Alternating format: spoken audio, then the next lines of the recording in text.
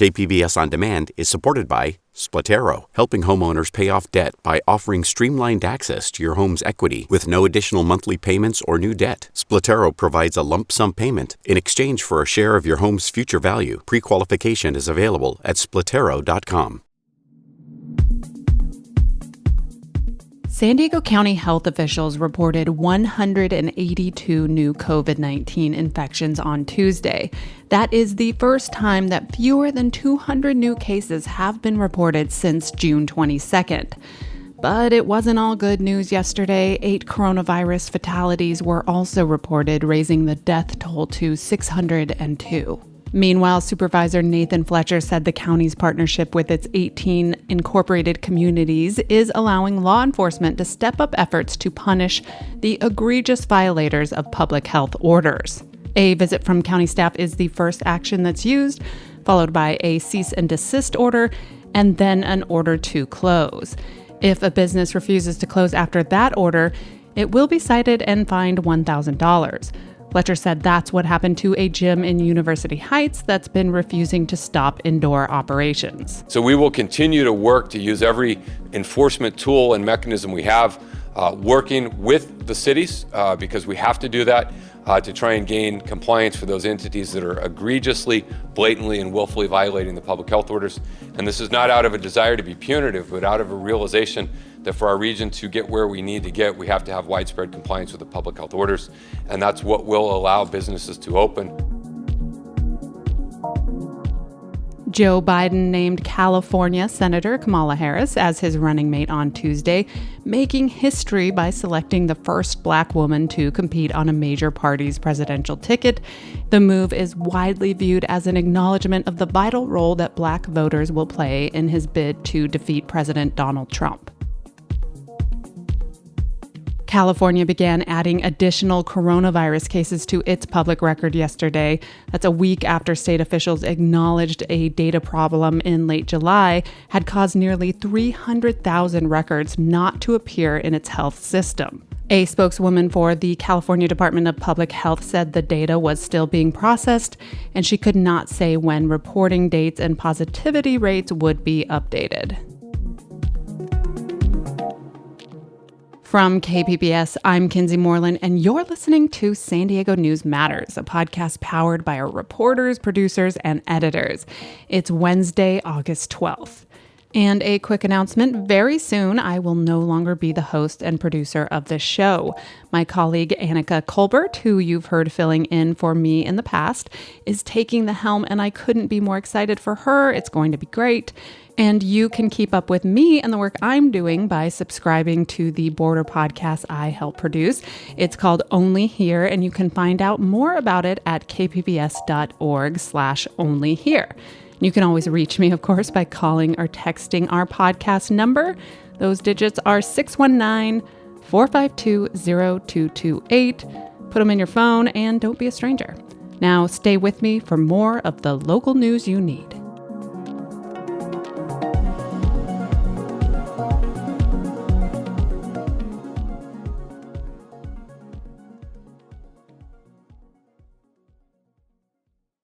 KPBS On Demand is supported by UC San Diego's Art Power, presenting cellist Joshua Roman, performing from his album Immunity, alongside music by J.S. Bach and more, Sunday, June 22nd at UC San Diego's Epstein Family Amphitheater. Reserve your tickets at artpower.ucsd.edu.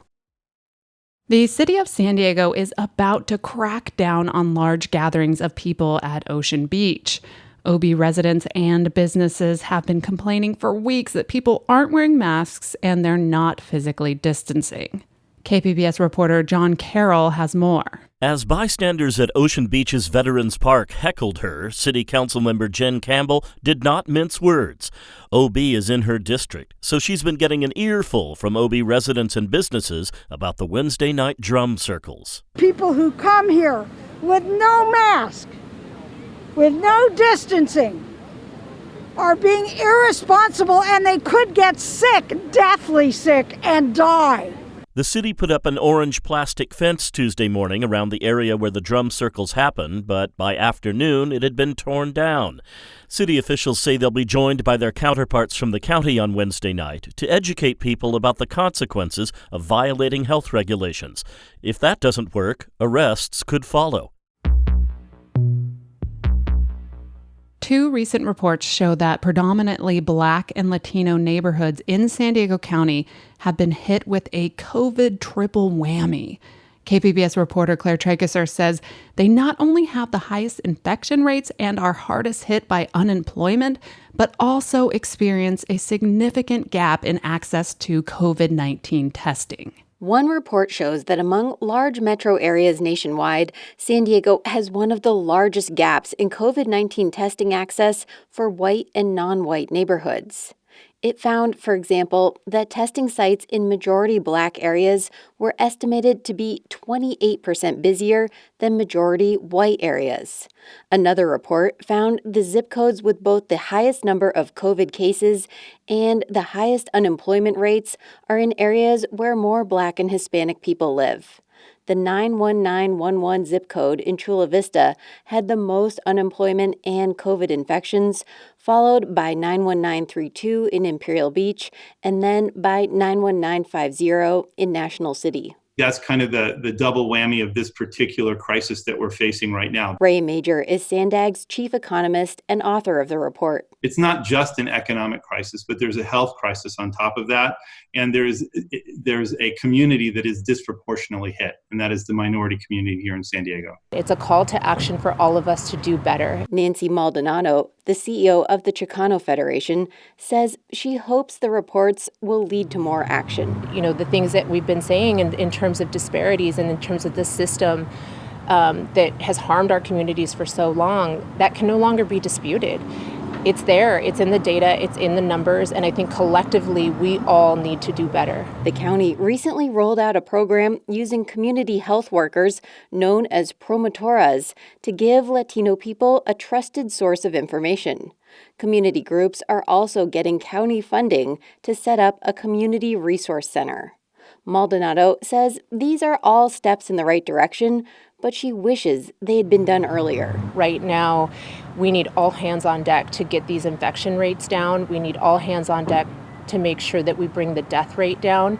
And we need all hands on deck to make sure that all communities within San Diego County have the resources and the referrals and the help that they need right now. And that story from KPBS investigative reporter Claire Trageser.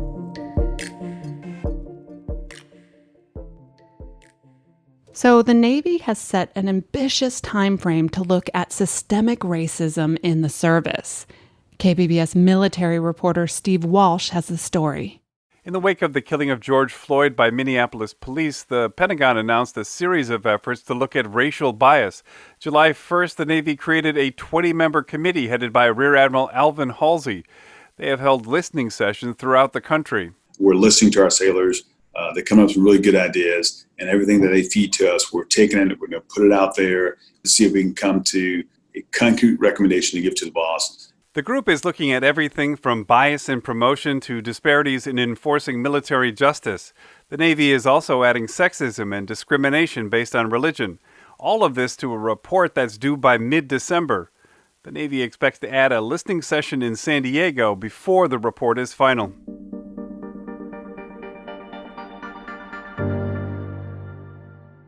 Bike advocates in San Diego are celebrating a legal victory for a proposal to put new bike lanes on a major street in North Park. KPBS Metro reporter Andrew Bowen says the project could be built very soon. San Diego is in the midst of replacing a water main underneath 30th Street. When the project is done and the street is repaved, the city plans on removing some of the street parking to create protected bike lanes. Last year, a group called Save 30th Street Parking sued to stop the project. But a judge this week said construction of the bike lanes could go on while the lawsuit continues. Opponents say the loss of parking spots will hurt local businesses. Supporters say the bike lanes will help business by making one of North Park's main commercial streets safer and more comfortable for cyclists. The city says the new bike lanes could be in place as soon as next month.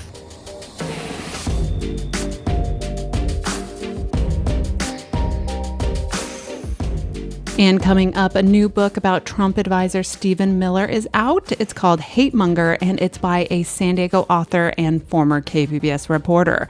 That story after the break.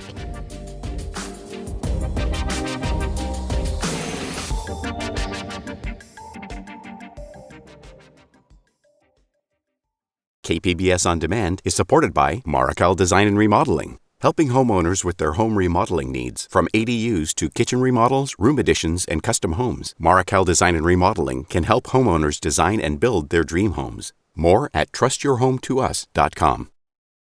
A new book makes the case that President Trump's advisor, Stephen Miller, has realized his lifelong ambition to limit immigration and diversity in America by working in the White House.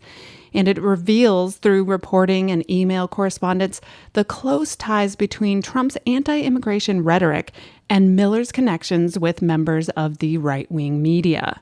Former KPBS border reporter Jean Guerrero is author of the new book Hate Monger: Stephen Miller, Donald Trump, and the White Nationalist Agenda. She talked with KPBS Midday Edition host Maureen Cavanaugh. Now, one of the things that got you interested in writing this book is the fact that you and Stephen Miller have some things in common. Tell us about that. I first became really fascinated by the story of Stephen Miller when I realized that he grew up in Southern California at the same time that I did. I'm just a couple years younger than him and grew up in San Diego, a couple hours south of where he grew up in Santa Monica, California.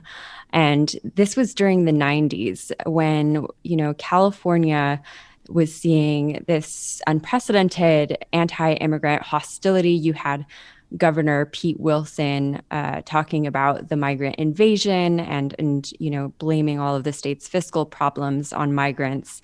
And there were unprecedented attacks on bilingual education and on social services for children of undocumented migrants, on affirmative action. There was just a lot of hostility against immigrants. And so I realized that having grown up in that same environment and as a kid, having internalized some of that same, white supremacy and internalized racism, there was a lot of shame associated with being Mexican in California at the time until there was this huge mobilization of the Latinx community. And we saw, people starting to really embrace diversity, and California became a deeply blue state. But I thought that I could bring a unique perspective, having grown up in the same environment as Stephen Miller, and also having, covered the immigration issue from day one of the Trump administration, and the human cost of his policies. So beyond that general context, were you able to find out why Miller's aversion toward immigrants began, especially Mexican immigrants?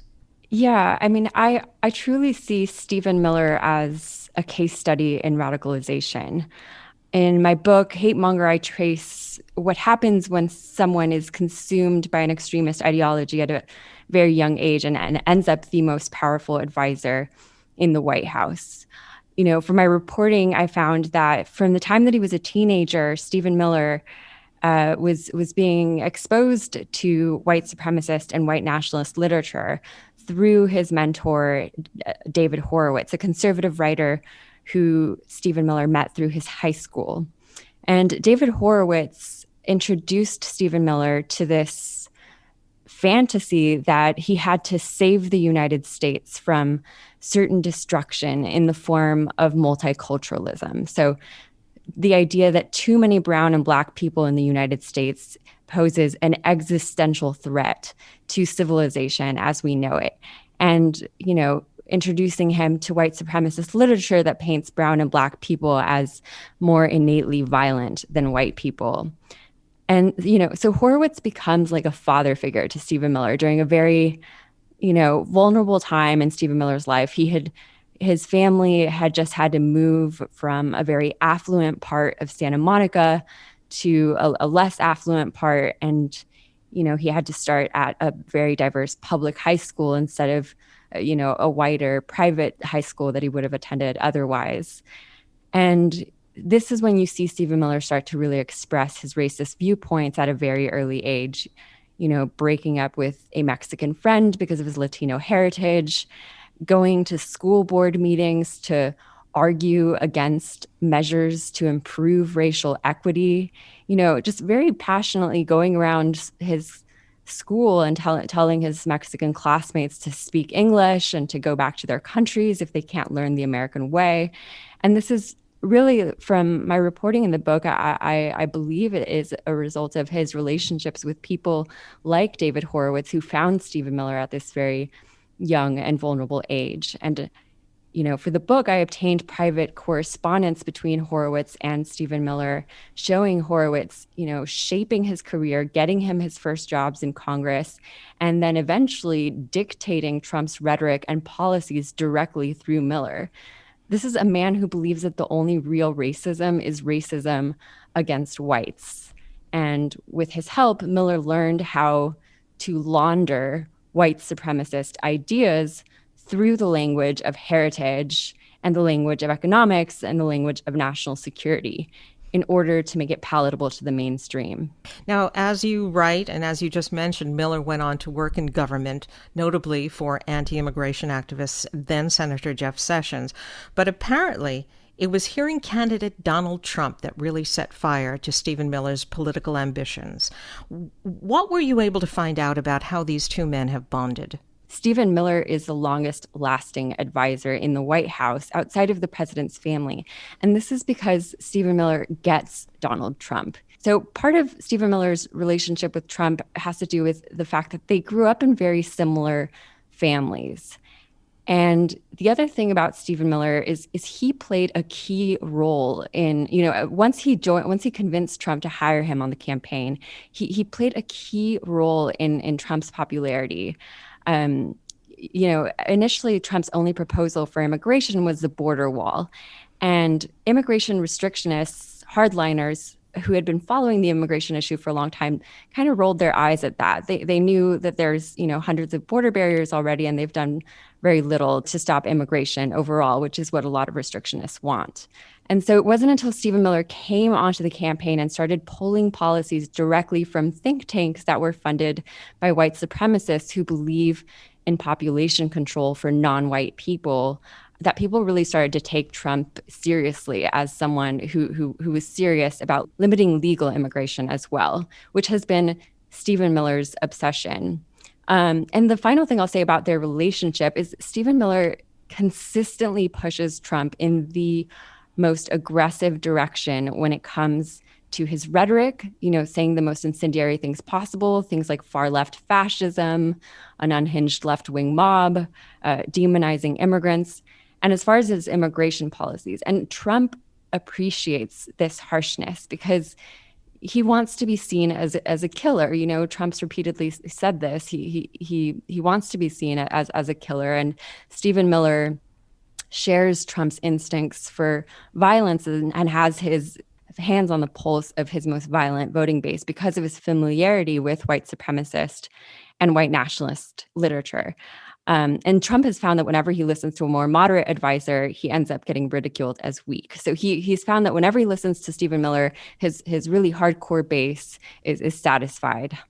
Now, during the writing of Hate Monger, I understand that you were not able to speak with Stephen Miller or interview him. But if you had, what would you have asked him?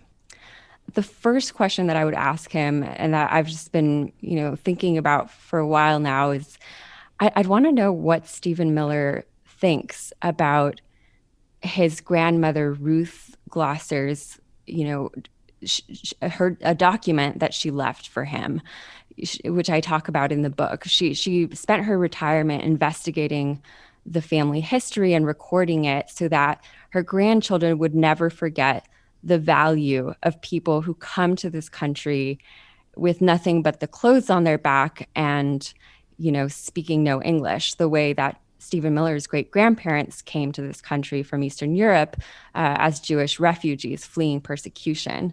She stood for the importance of remembering. And I would love to know what Stephen Miller thinks about, Ruth and what she stood for, because clearly these lessons that she tried to immortalize for him, he directly ignored and in fact assaulted these ideas throughout his life. Now, some might see Eugene as a Latina reporter eager to write a hit piece on anti-immigration Stephen Miller. Even the title of the book, Hate Monger, might seem over the top. How do you respond to that kind of criticism?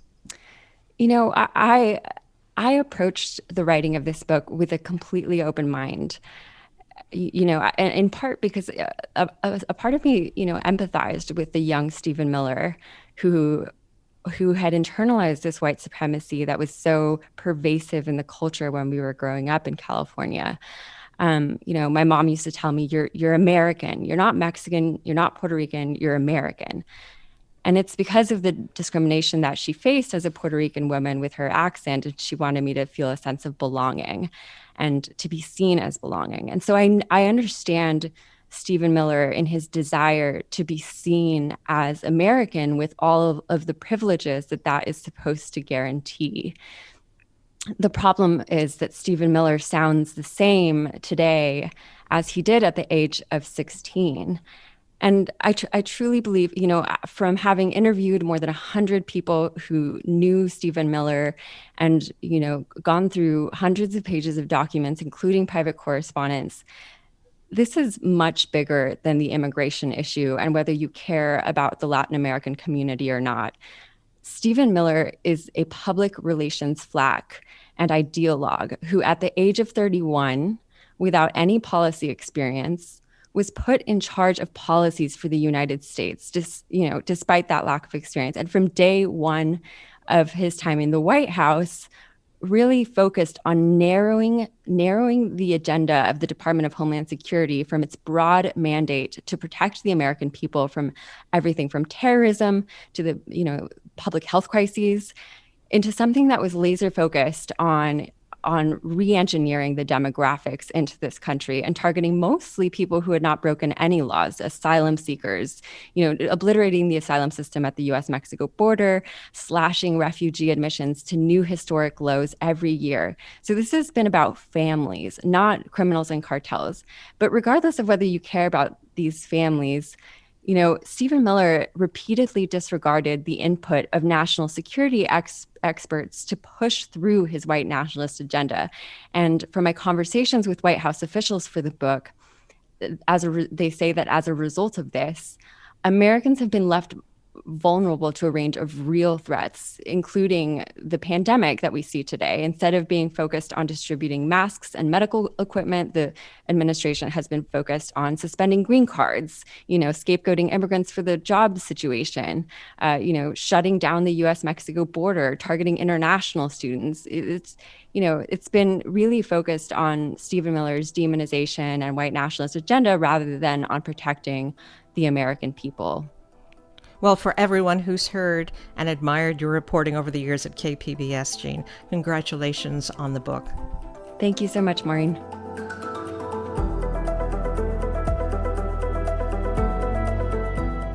And that was investigative reporter Jean Guerrero, author of Hate Monger, talking with Midday Edition's Maureen Cavanaugh. Hear interviews like this one by looking for Midday Edition wherever you listen to podcasts. And that is all for this podcast. Thanks as always for listening.